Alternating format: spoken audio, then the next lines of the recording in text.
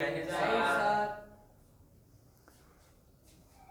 बच्चों, इस समय आप लोग महामना इंस्टीट्यूट के यूट्यूब चैनल से जुड़े हुए हैं और इस चैनल में मैं आप सबका स्वागत करता हूं। आज हम लोग class 11th physics Hindi medium NCERT book के 12th चैप्टर ऊष्मागतिकी यानी थर्मोडायनामिक्स के अंदर आज हम लोग कार्नो का आदर्श ऊष्मा इंजन के बारे में पढ़ने जा रहे हैं। यानी कैरनॉट, एक चीज़ देखें, कार्नो की जो इंग्लिश होती है, आप स्पेलिंग देखिएगा, कैरनॉट है, कैरनॉट्स हीट इंजन, कार्नो का आदर्श ऊष्मा इंजन। और सुनिए, यहाँ पर आदर्श शब्द लगा हुआ है, लेकिन इसके पहले हम आपको बता दें, आप ऊष्मा इंजन के बारे में जानते हैं कि यह एक ऐसी युक्ति है जो ऊष्मा को कार्य में अविरत रूप से परिवर्तित करती रहती है।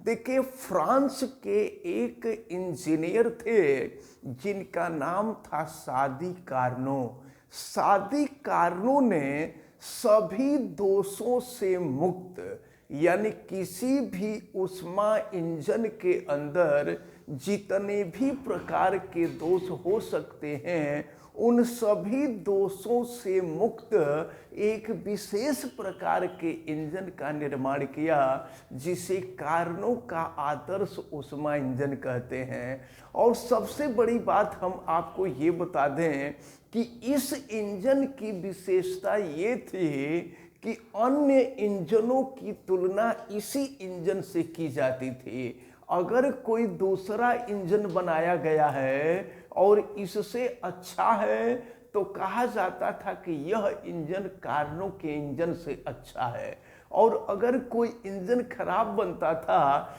तो कहा जाता था कि यह इंजन कार्नो के इंजन से खराब है। तो इसको आप ध्यान में रखे रहिएगा, इसीलिए इसको आदर्श ऊष्मा इंजन कहा गया, क्योंकि इसके अंदर किसी प्रकार का कोई दोष नहीं था, कोई कमी नहीं थी। और वर्तमान में या उस समय जितने भी हीट इंजन बनते हैं, सभी हीट इंजन का कंपैरिजन कार्नो के आदर्श ऊष्मा इंजन से किया जाता है। और जैसा कि आप जानते, देखिए, इंजन की जो आंतरिक व्यवस्था होती है, हम इंजन की आंतरिक व्यवस्था बोर्ड पे बनाए हुए हैं। तो आंतरिक व्यवस्था में देखिए क्या होता है, उसमें एक स्रोत होता है, ऊष्मा स्रोत, जैसे कि डीजल, पेट्रोल। अगर डीजल इंजन है तो ऊष्मा स्रोत डीजल का काम करेगा, पेट्रोल इंजन है तो ऊष्मा तो स्रोत का काम पेट्रोल करेगा। अगर स्टीम इंजन है तो स्रोत का काम जो है कोयला करेगा। लेकिन यहाँ पर स्टीम इंजन की बात नहीं हो रही है, क्योंकि स्टीम इंजन जो होता है बाह्य दहन इंजन होता है, उसमें ईंधन को इंजन से बाहर जलाया जाता है, इसीलिए उसको बाह्य दहन इंजन कहते हैं। और ये आंतरिक दहन इंजन की बात हो रही है। आंतरिक दहन इंजन में डीजल इंजन होता है, पेट्रोल इंजन होता है, और इसमें इंजन के अंदर ईंधन को जलाया जाता है, इसलिए इसको आंतरिक दहन इंजन कहते हैं। अब जरा आप ध्यान पूर्वक देखें तो कार्नो ने जो आदर्श इंजन बनाया था, इस आदर्श ऊष्मा इंजन के भी 4 भाग हुआ करते थे। एक भाग तो स्रोत हुआ करता था, बीच में अचालक स्टैंड होता था, फिर सिंक होता था, सिंक भी, और फिर ऊपर के तरफ एक सिलेंडर होता था जो पिस्टन युक्त होता था, जिसके अंदर पिस्टन होता था। और देखने में आपको लग रहा है कि ये तो अलग अलग है, ये तो इंजन होगा ही नहीं।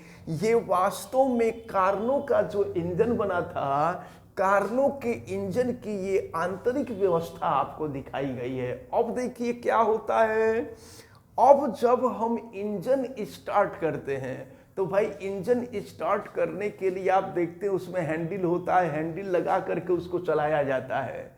चाहे डीजल इंजन हो चाहे पेट्रोल इंजन हो, या तो अब तो मान लीजिए बटन का सिस्टम आ गया है, लेकिन ट्यूबवेल में जो डीजल इंजन या पेट्रोल इंजन होता है उसको जो है आप देखे होंगे होंडा का जो छोटा वाला जनरेटर होता है वो भी इंजन ही होता है, तो उसको भी चलाने के लिए हैंडल लगा करके चलाया जाता है।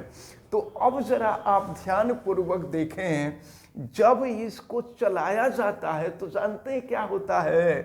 पहली स्थिति में ये जो स्रोत है, ये स्रोत बाह्य वातावरण से हवा को खींचता है। जब जैसे आप बाइक स्टार्ट करते हैं ना, तो बाइक स्टार्ट करेंगे या आप देखे होंगे गांव में जो डीजल इंजन होता है, जब आप उसको स्टार्ट करते हैं ना, तो स्टार्ट करते हैं तो पहले बड़ा तेजी से आवाज़ करता है, सोई सोई से आवाज़ करता है।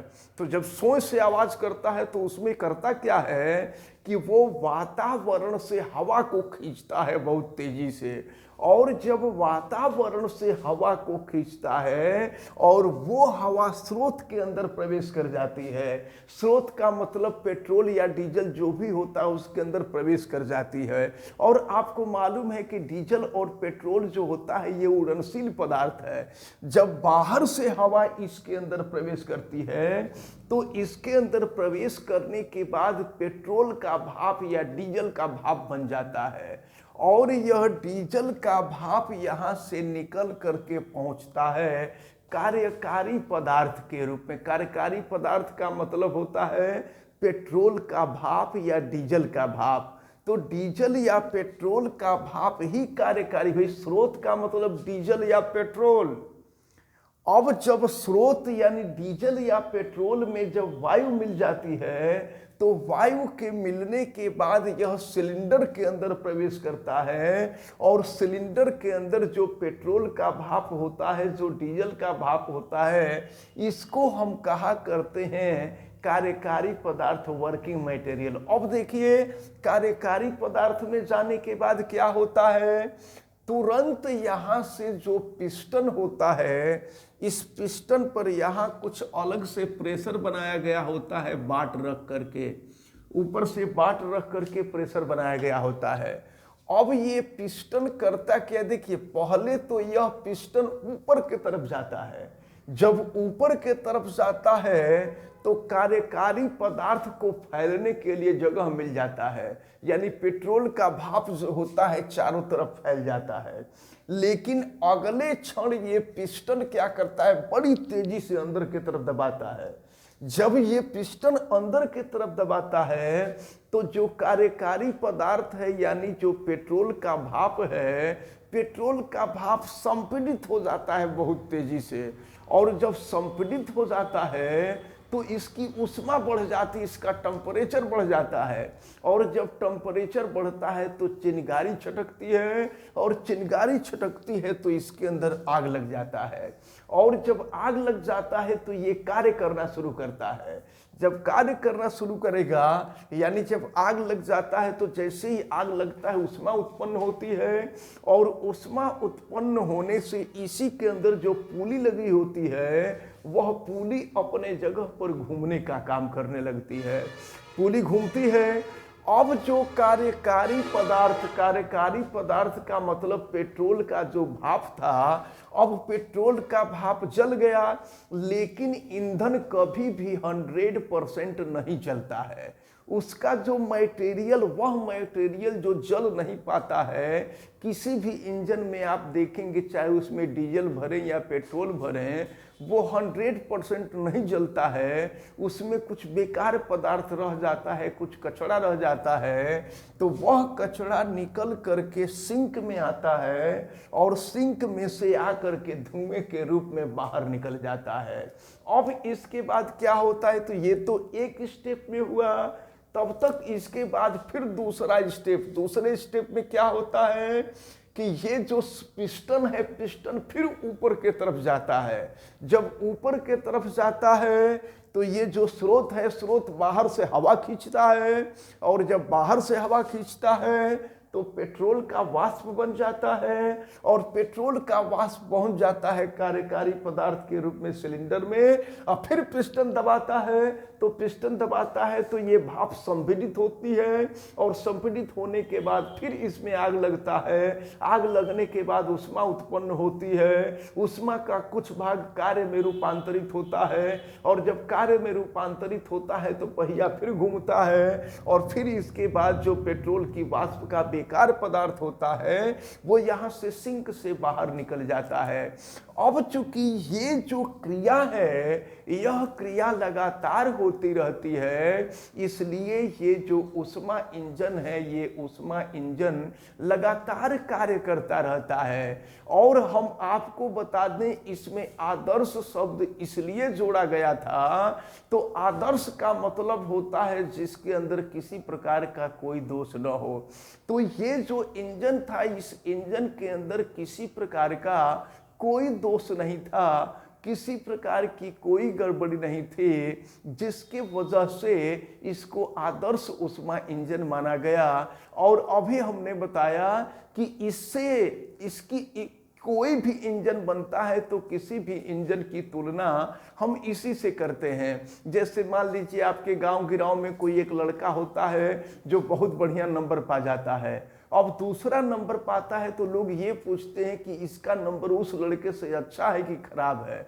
तो बिल्कुल उसी तरह से ये आदर्श का ऊष्मा इंजन है और ये कारणों का आदर्श ऊष्मा इंजन है। अब इसके बाद हम लोगों को कारणों का प्रमेय पढ़ना है। कारणों के दो प्रमेय हैं, इन दोनों प्रमेय को हम लोग देखेंगे। वैसे हमें उम्मीद है कि ये जो आदर्श ऊष्मा इंजन यानी कारणों का आदर्श ऊष्मा इंजन आपने जो देखा है ये आप सबको अच्छी तरह से समझ में आया होगा। आप वीडियो को लाइक जरूर कीजिएगा और अगर आप चैनल पे नए हैं तो चैनल को सब्सक्राइब भी कर लीजिए, बेल आइकन को भी प्रेस करें। और अगर किसी प्रकार की कोई दिक्कत समझ में आती है तो हमें कमेंट करके जरूर बतावें और वीडियो को मैक्सिमम स्टूडेंट तक शेयर करें। आप सभी लोगों का बहुत बहुत धन्यवाद। जय हिंद।